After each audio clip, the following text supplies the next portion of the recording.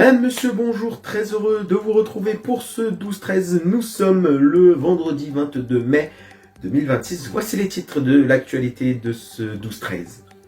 On va parler d'un magnifique art qu'on trouve sur les ponts à Paris. Ensuite, nous allons faire un petit tour à la guerre en Iran. Ensuite, nous parlerons de l'affaire Bruel. Et enfin, nous partirons en voyage et parlerons aéronautique. Je vous le disais lors de la présentation des titres, le président américain Donald Trump a déclaré ce mercredi que les États-Unis étaient prêts à mener une nouvelle attaque contre l'Iran si Téhéran ne commercialise pas un accord de paix, mais a laissé entendre que Washington pouvait laisser quelques jours pour obtenir une bonne réponse. Reportage de chez nos confrères de France 24. Pour les Américains, la balle est dans le camp des Iraniens. Washington a envoyé sa dernière proposition de paix via le médiateur pakistanais qui effectuait hier sa deuxième visite en moins d'une semaine à Téhéran. Rien n'a filtré sur le contenu du texte, mais la République islamique dit étudier la situation. Nous avons reçu les points de vue de la partie américaine et nous les examinons actuellement. Mais nous avons une grande méfiance vis-à-vis des États-Unis. La République islamique martèle toutefois ses exigences, la fin du blocus du détroit d'Ormuz et le dégel des avoirs iraniens bloqués à l'étranger. Les États-Unis demandent de leur côté que Téhéran lui remette ses stocks d'uranium hautement enrichis. Des positions bien différentes que tente toujours de concilier le médiateur pakistanais. Donald Trump, lui, souffle le chaud et le froid. S'il explique ne pas être pressé, il avertit que la situation est sur le fil. Croyez-moi, la situation est très critique. Si nous ne recevons pas les bonnes réponses, ça peut aller très vite. Nous sommes tous prêts à agir. Il nous faut absolument avoir les bonnes réponses, des réponses irréprochables à 100%.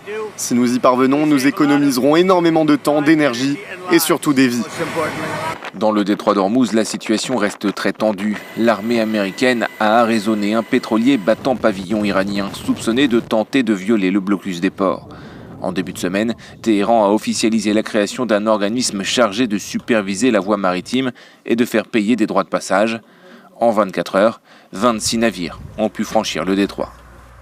Les Parisiens et les touristes ont eu une drôle de découverte en se levant ce jeudi matin, puisque il y avait la caverne du Pont Neuf de l'artiste JR qui a été érigée dans la nuit plus de 2 semaines avant son ouverture au public. L'impressionnante structure fascine déjà les touristes et bien sûr ils essayent de prendre des photos, que ça soit à vélo ou à pied. C'est un reportage de chez nos confrères du Parisien. Une caverne grandeur nature gonflée en pleine nuit sur le Pont Neuf. Et des réactions partagées. C'est moche.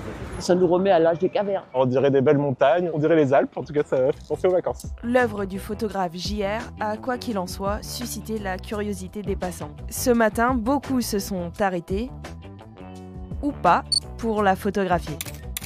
Je fais ma petite gym du matin face au Pont Neuf. C'est magnifique, j'ai une barre, j'ai l'air, la mer, le soleil. Ça a changé parce qu'ils ont fabriqué au-dessus du pont. Et depuis hier, ils ont augmenté considérablement la structure au-dessus du pont. Juste après minuit, les souffleries se sont mises en marche pour gonfler la toile imprimée qui reproduit en trompe-l'œil l'aspect d'une caverne haute jusqu'à 18 mètres. Tout ça sous les yeux de son créateur, JR. C'est assez émouvant et en même temps, on est tous un peu stressés, on a envie que ça marche. C'est ça la beauté d'un tel projet, c'est sa fragilité. Et le fait de travailler dans la rue, c'est aussi le fait de s'exposer à tout et à tout le monde. D'ailleurs, ce qui est beau, c'est que vous êtes au courant.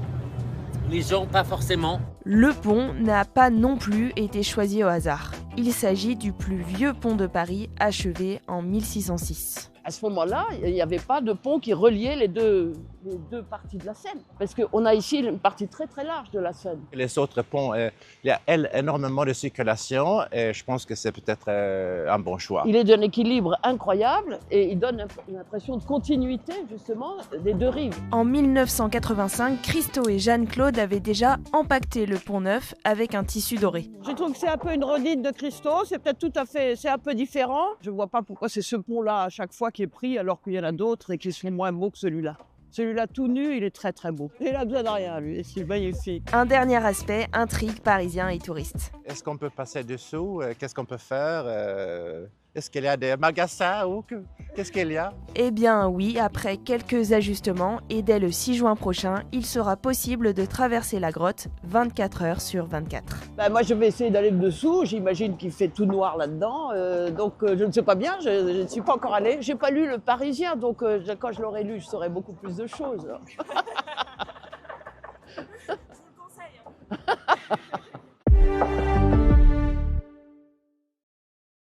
Bien sûr, on va parler de cette affaire Bruel et tout nouveau rebondissement puisque chaque maire de toutes les villes qui étaient censées recevoir Patrick Bruel en concert appelle à annuler celle-ci puisqu'il y a eu une annonce de nouvelles plaintes. La pression s'accentue sur Patrick Bruel à moins d'un mois du début de sa prochaine tournée. Les maires de Paris, de Marseille, de Brest ont invité le chanteur visé par 4 enquêtes pour viol en France et d'une enquête judiciaire en Belgique pour agression sexuelle à renoncer aux dates. Reportage de chez nos confrères de France 24. À l'affût de la moindre apparition de Patrick Bruel, ces passants scrutent la sortie du théâtre parisien dans lequel il continue de se produire. Représentation ici maintenue, mais à Québec, les organisateurs annoncent déjà l'annulation de 3 de ces concerts, compte tenu du contexte actuel et de l'impossibilité d'assurer la promotion. Une décision trop hâtive, selon ces spectateurs parisiens.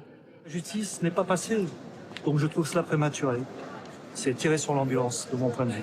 Moi, ça ne m'empêche pas de venir. Pour moi, ça ne change rien. Il n'y a rien qui change. Pour d'autres riverains rencontrés, maintenir ces dates semble inconcevable. C'est au contraire un signal extrêmement problématique quand on maintient et quand on fait comme si de rien n'était, quand autant de témoignages affluent, quand on sait à quel point il est difficile pour des femmes de parler et surtout d'être crues. Alors que Patrick Bruel poursuit la promotion de sa tournée prévue à partir du mois prochain. Rendez-vous ici les 16, 17, 18 juin 2026. Une pétition appelant à son annulation recueille aujourd'hui près de 25 000 signatures. Un concert est prévu au Zénith à Paris. Ce matin, le maire de la ville estime que c'est à l'artiste de prendre ses responsabilités. Je suis très clair dans le fait que je pense qu'il doit les annuler lui-même, oui. Il devrait faire une parenthèse dans sa carrière, le temps que la justice soit rendue. Patrick Bruel a d'ores et déjà annoncé sur ses réseaux sociaux qu'il continuerait à faire son métier. Ses avocats rappellent qu'il est présumé innocent. Il doit donc être traité comme tel. Il doit pouvoir continuer à exercer son métier, monter sur scène et honorer les engagements pris devant son public. Patrick Bruel est actuellement visé par au moins 9 plaintes pour viol et agression sexuelle. Il nie ces accusations. Et enfin, je vous le disais, lors de la présentation de ces titres, on va parler un peu aéronautique puisqu'il y a eu une condamnation envers les grandes marques françaises Airbus et Air France. Airbus va former un pouvoir en cassation. Donc voilà, ce que je vous propose, c'est d'écouter l'avocat de la marque Airbus et Air France qui était au micro de l'agence France Presse. Cette décision répond à des considérations qui n'ont rien à voir avec la justice, avec le droit ou avec la sécurité. Tous ceux qui connaissent ce dossier savent qu'il n'y a aucun élément technique qui permet de retenir une faute d'Airbus qui serait la cause de l'accident. Les juges d'instruction, le parquet pendant l'instruction, le parquet pendant le procès, le tribunal judiciaire ont considéré unanimement que la responsabilité d'Airbus ne saurait être retenue dans cette affaire. Alors, la Cour d'appel vient de prendre le contre-pied de tous les autres magistrats qui ont travaillé sur ce dossier avec une motivation qui est très faible sur le plan factuel et inexistante au niveau du droit. Cela contraint Airbus à former en pourvoi en cassation. Ça veut dire que la bataille judiciaire continue. Mais à côté de cette bataille judiciaire, nous savons qu'il y a une dimension humaine. Et sur le plan humain, Airbus réitère sa compassion à l'égard des familles victimes. Maître, vous dites tous les magistrats. Donc voilà, c'est déjà la fin de ce journal. J'aurai l'honneur de vous retrouver tout à l'heure à 19h pour votre journal du 19-20. Je vous souhaite une excellente après-midi et à tout à l'heure.